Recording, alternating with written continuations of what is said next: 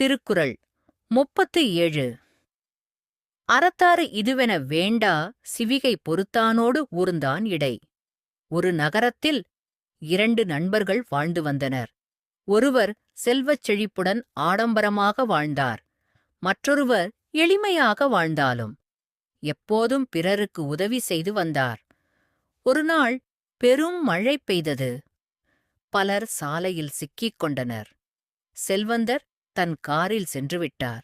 ஆனால் எளிமையாக வாழ்ந்த நண்பர் முதியவர்களையும் குழந்தைகளையும் பாதுகாப்பான இடத்திற்கு அழைத்துச் சென்றார்.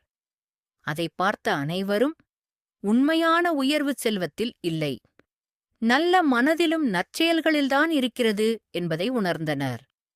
இதைத்தான் திருவள்ளுவர் இந்த திருக்குறளில் அழகாக எடுத்துரைக்கிறார்.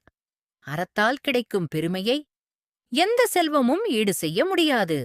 தினமும் ஒரு குறளை கதை வடிவில் எளிமையாக அறிந்து கொள்ள கற்போம் குறள் விளக்கம் யூடியூப் சேனலை சப்ஸ்கிரைப் செய்து தொடர்ந்து பாருங்கள். நன்றி.